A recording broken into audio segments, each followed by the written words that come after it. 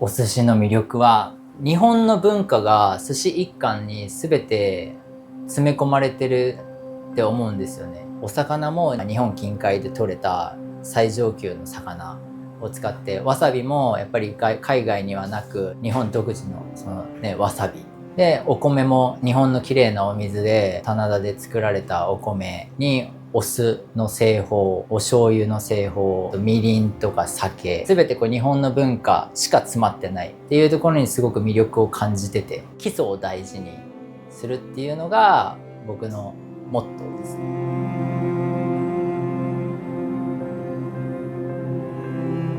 豊洲市場に、毎朝行って、で、目利きもしつつ、仲買人さんにご挨拶も兼ねて毎日行かせてもらってますね。やっぱお寿司に向いてる魚をやっぱ目利きしてくれるんですよね。鮮度はもちろんいいんですけど、やっぱりその魚の締め方が上手な人はさばいてる時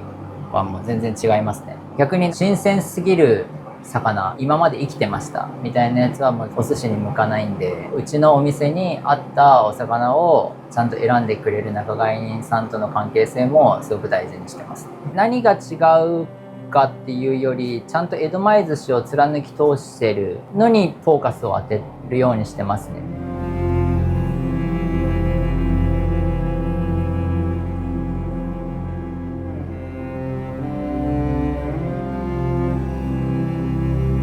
魚を持ち帰る時、僕はあえてもうプロにそこも任せて、その振動とかもあんまり与えないように、魚にストレス与えないようにここまで運んでもらいます。で、買い物してまずお店に来ます。で、そこからほとんど同時進行って言いますか、そこでお米を千枚して、魚を仕込む。米が割れちゃうんですよね。で、割れることによって粘りが出てきちゃうんで、炊いた時に。なので極力お米にストレス与えないように千枚はこだわってますね。お米が一番ばらつきがあるんですよね。気温に対しても変わるし、加水量もお米の植物なんで変わってくるし、うちのシャリをぶらさないように、酸っぱすぎず、やわすぎず、硬すぎず、ちゃんと保つようには心がけてます。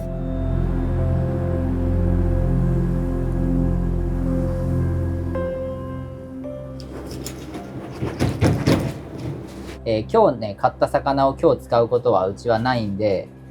最低でも2日から3日は寝かせてから、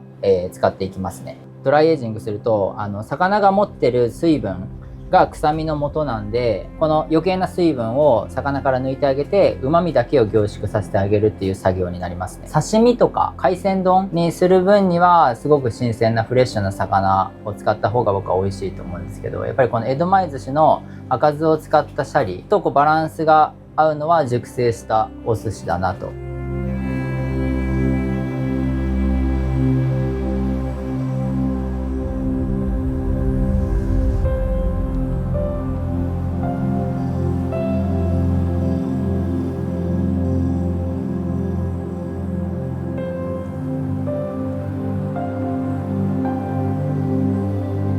これ独自でブレンドしてるお酢ですね。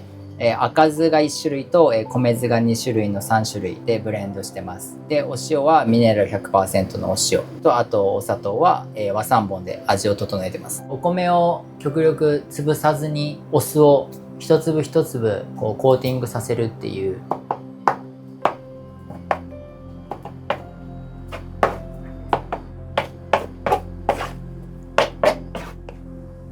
で、これサメ肌ですね。クリーミーに滑らかにわさびすれるのがサメ肌です。で、今日使う分だけをすっていきますね。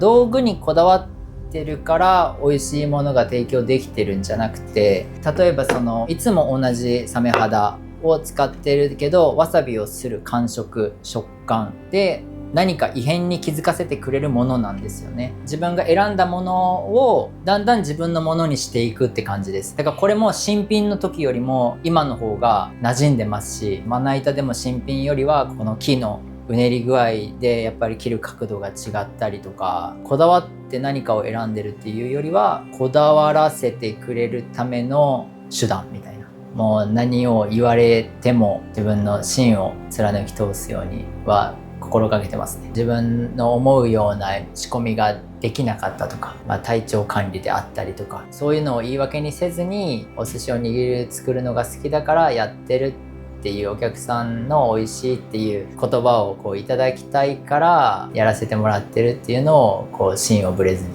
やってます。教えを守りながら自分なりにテイストを変えたりとか、握り方を変えたり、シャリの大きさや温度、ネタの厚さだったり長さだったりサイズ感は日々鍛錬精進って感じです。